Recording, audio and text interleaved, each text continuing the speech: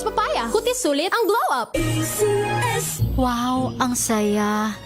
Isang barangay na labada, puro mancha pa. Goodbye, pahinga. Mommy, isang laba lang yan sa Pride Bar Blue. May powerful stain-away enzymes na malupit sa dunit mansya. At di masakit sa kamay. Isang laba lang yan. Hello, pahinga. Hello, Pride Bar Blue. ACS. Here are top 3 reasons why you should get your hands on MX3 capsule. 1. It has alpha, beta, and gamma mangosteen. 2. It's cholesterol and fat-free. 3. MX3 is proudly Pinoy made and has garnered multiple international awards. So what are you waiting for? Dito ako sa tested and proven ko na. MX3, dito ako bilib. Mahalagang paalala, ang MX3 capsule ay hindi gamot at hindi dapat gamiting panggamot sa anumang uri ng sakit.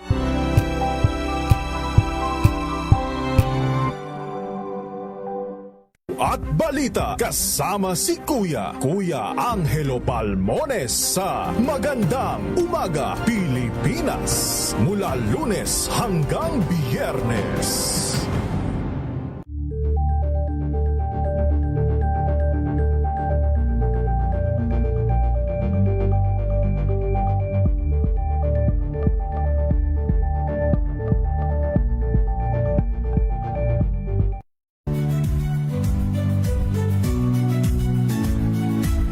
Magandang araw mga kaibigan.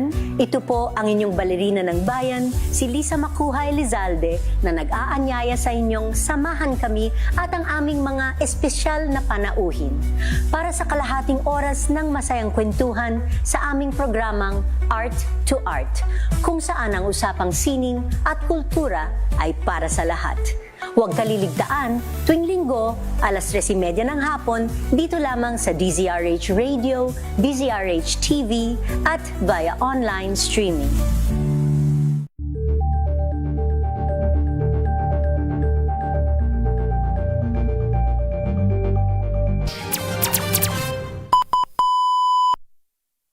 Pinas ang oras, 5 minuto makalipas ang ika-6 ng umaga. Sa panahong may nangangailangan ng boses, may handang makinig. Sa panahong may dapat ipaglaban, may tapang na manindigan. Advokasya. Dahil ang pagtulong sa kapwa, nasa dugo na nating mga Pilipino, kasama sina Tina Nolasco at Bong Ariola. Advokasya. Live sa DZRH Radio, DZRH TV at DZRH Digital. Bibigyang boses ang bawat adhikain. Advokasya.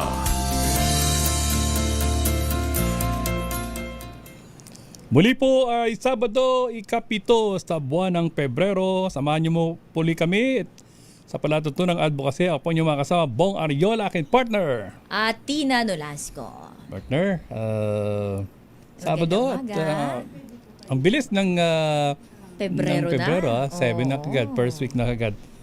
At kanina pinag-uusapan Feb-Ibig, Love Month. Oo nga eh. Kaya nga't may binabate eh. Oo, maraming binabati.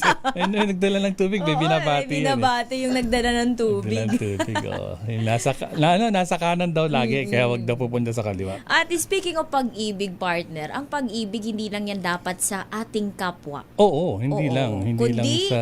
lahat dapat lahat, ng mga may buhay. May buhay. Diba? Kailangan minamahal yan, iniibig yan. At speaking of that, meron tayong makasama ngayon. No? Oo. At live dito sa studio. Oh, galing pa tong Pampanga. Uy, kanina binabati namin. Sabi yung pagbati raw sa iba't ibang lugar. Sabi ko sa Kapampangan, Maya Paabak. Ang alam ko lang sa Pampanga, may Kenny. May Kenny Saguli. Tanungin natin sa kanila kung ano ba yung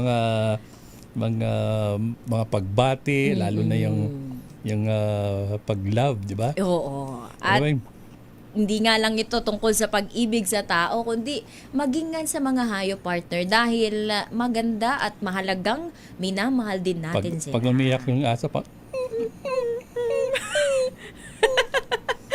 Paano yung pusa, partner?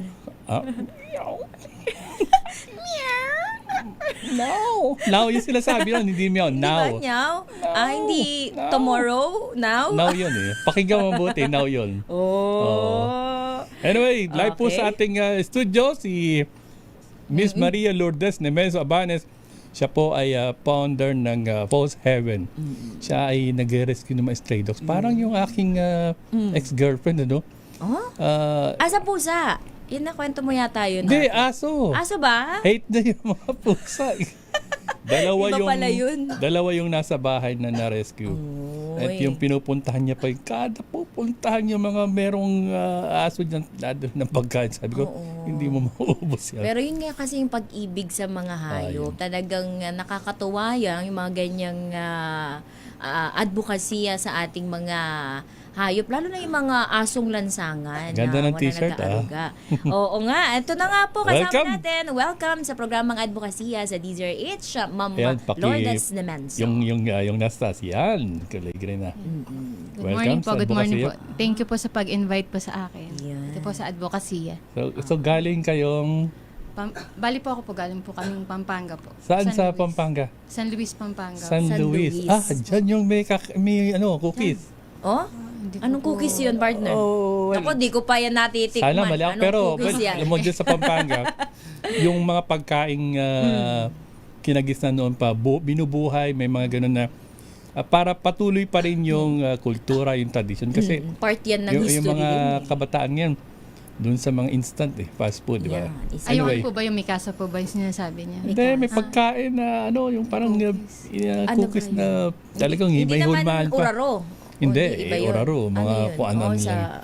Anyway, Well, anyway, balik tayo sa ating... pag-usapan natin itong Post Heaven or Haven dito, Heaven dyan. Haven po.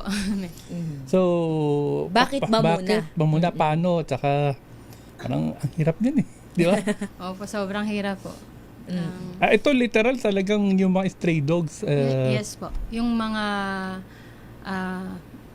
payat na payat, yung mga nasagasaan. Actually, pati po yung mga nakalinya para i-euthanize, yun po, yung mga nire-rescue ko po. Sinasave ko kasi, po sila, tinutupos ko sa mga ganun yung nangyari sa amin. Yung binangga, while driving, nakita niya, tinagasaan. Nagdalawang isip siya, ano ba, habulin ko ba yung sumagasa o yung Oo, ililigtas mo yung aso. sinikap niya na mapahinto, pero wala na siguro takot na rin yun. Saka responsableng driver di ba? Oo, naalala ko yung aso dito sa MBC na nasagasaan at hinayaan na lang, na hit and run. Si Buster. Tama ba? Si Buster yun? Yung pangalan niya. Kaya Yung pangalawa naman, nagdalamhati talaga ang buong MBC. lagi naming nadadaanan, itabi mo nga anak. Pag uwi ko minsan, ando na sa bahay na. So, dalawa. So, ganoon sa inyo. Opo. Kailan ka nag-umpisa na mahal dyan sa mga Actually po, stray pa dogs? lang, bata pa lang po talaga ako, mahilig na ako sa aso. Pero, nagsimula po ako ng pag-rescue nung pandemic. Ayan po. Oh, Pero nagsimula po ako feeding lang. dinadalan mo lang Hanggang ng pagkain. sa naka-rescue po ako ng isa. Tapos, nung parang nabago sila, na-rehabilitate ba siya? From yung payat na payat, pangit yung itsura, tapos gumanda. Parang sabi ko, pwede pala yun. Kala ko wala ng pag-asa yung mga strays. Matanong ko, may mga sense anak of ka ba? satisfaction doon Yung asawa ko po ang meron. Ako po talaga wala. Oo, sorry kasi Opo. yung mahati kasi Correct. di ba? Yung pagmamahal mo sa pamilya at sa pagmamahal mo rin sa mga kasi tuturing mo ring pamilya yan. Oo, parang anak nga Which yun is, Mas sabi baby ko, pa. Di ba remember dito, meron tayong pinag-kausap dito na ang hirap na ngayon yung kaunti na or not really kaunti, nababawasan yung nag-aalaga ng bata. Yung nag-aanak. Yes. Ang inaalagaan, kung hindi aso pusa, Oo, but mas gusto na maging mas fur mom. mahirap pa, mas mahal pa. Di ba? Mas magastos po. Mas Lalo magastos. sa pagpapagamot, sobra at po. yung mga pagkain, 'di ba? Lalo kung dog food talaga ang papakain. Saka sinabayan din yung mga veterinary. Di ba? May mga hospital, 24 hours na hospital yan. Nakita na ba kayo? Meron din public veterinary clinic Oo. or No? hospital. Meron na rin. Dahil nga sa dami ng nag-aalaga ng mga hayop, Talagang kailangan nandun yung pangangailangan para Kaya yung iba mag-build. yata, nagdo-doktor lang ng hayop eh. Okay yung kaysa magdoktor ng dokumento. So, bata ka pa, mahilig ka na sa, well, pare-pareho naman siguro tayo na yung lalo sa probinsya, di ba, na isa sa kalaro talaga ay yung aso, di ba? Kaya nga, man's best friend daw yan eh. Oo. Ito bang Post Haven, Ma'am Lourdes, ano po bang gusto nyong ipalayaw namin sa inyo? Malu Lu na siguro. lang. Malu? Lu. Lu, okay. Kasi mayroon kaming malu dito eh. Mother namin Ayun, yan ayun, dito. napatingin siya. Ay, ano, ganda niya. Oh, Di ba? Yun na, Ayun na nga. Paano nyo po nabuo itong Post Haven Pat? Anong meaning nitong Post? May meaning pala Path ito. of Post. Stray Rescue Story. Bali, ano po siya, Haven, parang safe place po siya para sa mga strays. Kasi hindi naman po lingid sa kaalaman natin na talagang hindi safe yung kalsada para sa kanila. So, yun po. Binuo ko siya para meron pong bahay, sariling bahay or lugar yung mga strays natin. Kung saan pwede sila makapaglaro, hindi sila nakakulong. Yung pagkain, hindi na nila kailangan hanapin sa mga basurahan or sa hindi na po sila kailangan magbuwis ng buhay para lang makakain. Kasi po, di po ba sa mga balita ngayon, marami pong nasasaktan, gano'n. So, ako po, naisip ko po na kung merong isang place kung saan pwede ko silang dalhin, kakain sila ng isa or 2 beses sa isang araw, tapos malaya silang makapaglaro, makatakbo-takbo, yun po. Doon po nagsimula po na create ko po itong Post Haven. Saan? Saan ang matatagpuan? Yung, ayun sa video, may makikita tayo doon sila Ang dami. nakatira. Oo. Bali Meron po kayong pound na talagang... Bali po itong sanctuary Ba, malawak, na-create ko po is lang po siya, months pa lang po siya. Nung mga po talaga, unang mga taon is nagre-rent lang ako ng bahay. Kung saan, doon po sila, nasa 100 plus po sila. Nagre-rent, Isang bahay. Opo, partner. Nagre-rent 8,000 po yung Talagang month. nag-invest, no? Talagang nilaanan ng, sabi mo nga, laging inuulit mo, bukod sa yung treaties, eto nilaanan ng treasure. Oh, lahat. Oo, And time, of course. Oo. Sobra po. Nag-rent ngayon ay, iyon na ba tong property na... Bali po ito po ay pagmamayari pa po ng mga sponsor ay mga pinahiram. mga followers ko po. Oh. Opo. Pero hindi naman po siya Kasi kung hindi babawin. naman yung ginagamit, marami tayong lupang ganyan, nakatiwangwang lang eh. Na hindi naman mabenta kasi binibentang parang ayaw ibenta dahil sobrang mahal. Might as well mapagamit nila. Pero alam mo, pinagtataka ko talaga, partner, no? Napakarami ng individual, grupo na nag-aalaga nga, nagkaampon. Pero bakit nga ba hindi matapos yan?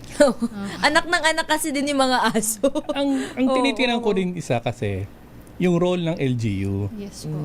Dahil sa barangay pa lang, hindi na niya kasi mamanage yan eh. Dapat talaga, kung merong ordinansa, nung isang araw pinag-uusapan namin na merong nakagat ng aso, humihingi ng tulong.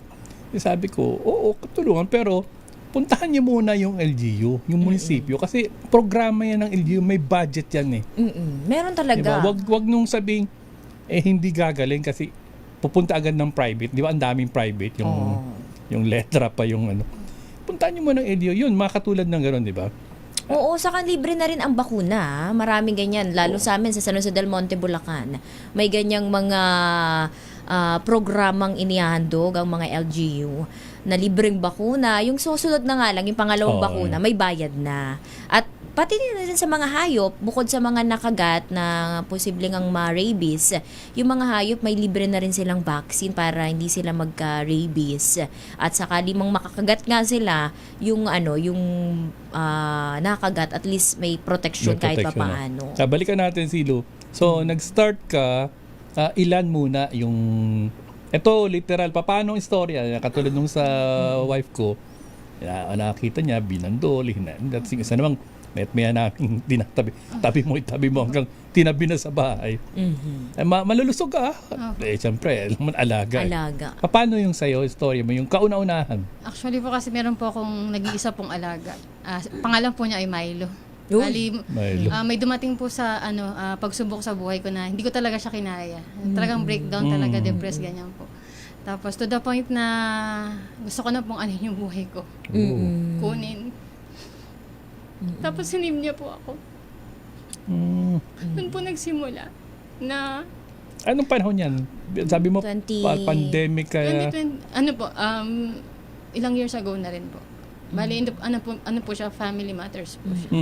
Tapos, sinave niya po ako, na para bang nangungusap siya na, na kung hindi kanya nila mahal, ikaw andun siya. mahal kita, Mahal ka niya. ganyan. Doon po nagsimula, na kung hindi ako kayang mahalin ng ito na lang po sa mga aso na lang, doon ko ilaan yung pagmamahal.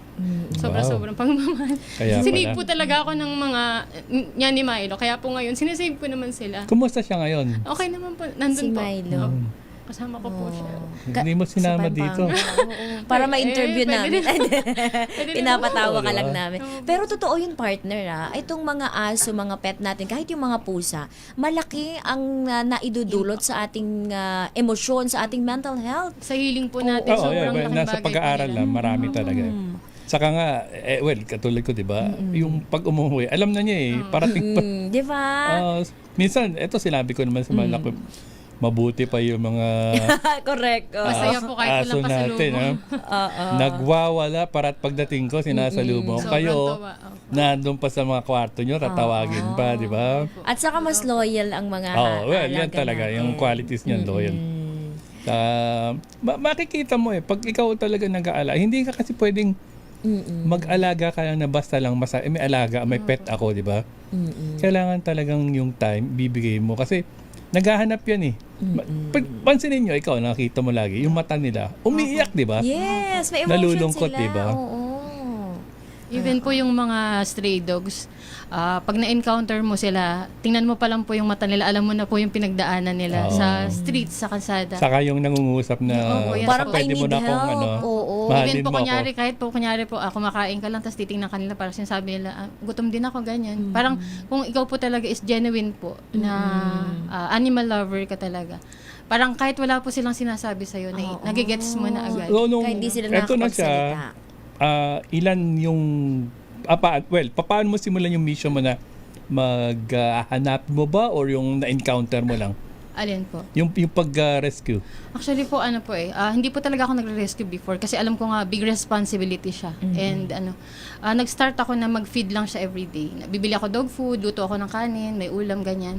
Tapos any strays na madadaanan ko, pinapakain ko. Tapos hanggang sa nagkaroon na po ako ng mga spot wherein andito yung set ng mga dogs. Meron na pong ganun, parang 7 Alam na. spots a day. Pupuntahan ko siya, pakakainin ko sila lahat. Sa barangay lang or lumalampas ka ng... Lumalampas na po. Nakakalampas na po ako sa barangay ko. Nakakapunta na po ako sa iba't ibang lugar po Nag-start po ako sa Baliwag, Bulacan. Bali sa Malayo, San Luis, Pampangas, doon po ako nakahanap ng property na pagtatayuan ng place nila. Pero originally po, nag-start po ako ng stray feeding ko is sa Baliwag, Bulacan. So anong oras ka nag-uumpisa? 2 sets po ako kasi 2 sets po yung mga strays ng Meron po kasing strays na lumalabas sila tuwing gabi lang. Meron naman strays na morning naghahanap ng food. So 2 sets from morning hanggang gabi. Talagang yung dedication at yung love, yung passion Ang nandoon, hirap partner. yun, yung mga, paano yung mga bashers? Ay, naku. Yan po, isa pa po yan sa nakaka-depress kasi po especially po kami ngayon, syempre po, dahil nga marami na sila, so kailangan mo talaga ng funding or kasi ako po personal, talagang drain na. Kasi po, a day po, isang sakong... Kailangan mo ng tulong, kailangan mo ng Yes po, ibang kapag tao. humingi ka po ng donation, ayan po, basher ka, pinagkakitaan mo na yung aso, scammer ka, ganyan po lahat po ng masasama po na maririnig mo na sa mga tao. Gano'n naman, kahit lahat, alam mo, tandaan Yes. natin, kahit gumagawa tayo ng mabuti, may masasabi. pa rin at masasabi. Kaya nga, hindi mo sila pwedeng bigyan ng time na i-entertain mo rin sila. Let them, kasi hindi mo makokontrol yun We cannot Lahat may sasabihin ng tao Diba? So, ayan na, dumarami na ng dumarami. Ilan na nga ba ang kabuuang mga na-rescue? As of today po, 133 po sila. Ang dami ng partner. At teka, nagme-mate yan. Di Pinapakapon dumadagdag mo pa. ba? O ano ba? Yung mga bago ko po is hindi pa. Pero may mga dogs na po ako nakakapon. Tapos yung pinaka-sanctuary po, nakadesign po talaga siya na i-separate ko yung... Kapon at Pero hindi as kapon. of, wala pa po akong budget para sa kapon dahil napakamahal po ng kapon. Wala bang libre Pero sa LGU? inyo? Oo. Sa kasamaang palad po, ang libre po natin, mga 1 o 2 lang po sa isang taon. May limit pala yun. Yes Hindi po. siya unlimited na ang Hindi dami po. kong aso, lahat yan papakapun ko. Meron pong event lang ang government kung saan maglilibre sila, pero kapag ka-owner ka is mga hanggang 2 lang or 3. Magkano ba ang pagpapakapon kung ikaw ay magbabayad talaga? Ako po kasi nakapagpakapon na po ako sa inaabot din po ng 6,000. Depende Bakit po hindi sa mo kilo. aralin o kaya kumuha ka ng mga magvo-volunteer na gagawa? Kasi parang naalala ko sa probinsya, merong sa amin, sa Camarines Norte pa, na merong gumagawa talaga na yung token lang, hindi naman talaga nagpapabayad. Parang doctors to the barrio. Beto, baka may mga nakikinig, ganun. di ba? Veterinary. Teka muna, pwede bang sabihin ano yung eksaktong lugar kung nasaan yung mga... Yes, pwede naman po. Pwede naman. Kasi baka may nakikinig na Po. merong Veterinarian. or mga may talento, may skills sa pagkakapon, mag-offer siya ng time niya, di ba, na libre lang para din sa'yo, na pagmamahal din niya. Kasi, kung minsan partner, hahanapan mo talaga yung LGU dito eh. Actually Diba? po, nakipag-connect na po ako, kaya lang po, sad to say, medyo mahirap po tayo humingi ng tulong sa mga, kasi nga po, ang reason nila is walang budget for Ano titingnan mo dyan, ang tingnan, yung ordinansa ng barangay, kung about sa ganyan, anong programa, di ba? Sa munisipyo, titingnan mo rin. Kasi katulad nung sa amin, sa Pagbilao, Quezon, I remember nung massive yung panghuhuli nila, nung tinatanong ko, saan dinadala? Meron daw place. Paano ka ko yung mga feeding niyan? Kung ano, yun nga, minsan, hindi talaga nila masustain. Kaya talaga makita natin, ano yung ordinansa, barangay ordinance, kung meron, paano yung pag-alaga ng mga stray dogs, municipal ordinance, magkano may budget ba? Kasi, ang laking tulong nito sa LGU pa. Imagine, kung 100 alone, 100 na rescue mo, stray dogs yan, ang dami kasing gagawing perwisyo. Hindi naman sa, diba? Talagang makakakagat yan. Minsan, sa ating mga nagmamaneho, mamimili ka eh. Iwasan mong mabangga or tuluyan mo. Yes. Kasi, sa study, ako, nakaranas na ako niyan. Pag iniwasan ko siya, iba ang mababangga ko. It's either yung property or baka yung mga naglalakad. So, diretsohin ko na lang, di ba? Tapos, bahala na kung pag mayroong pumigil sa'yo, doon ka na lang magpapaliwanag na, di ba? Kasi wala talaga dapat yan dyan eh. Sa kalsada, hindi At ka hindi naman gala-gala. natin pwedeng, nandyan eh, sa kasaan na natin, di ba? Sa driver kasi may hirap na, lalo kung national highway, mabilis dyan eh. Tao din yun eh. Kung isipin mo, tao yan na aso, buhay kasi.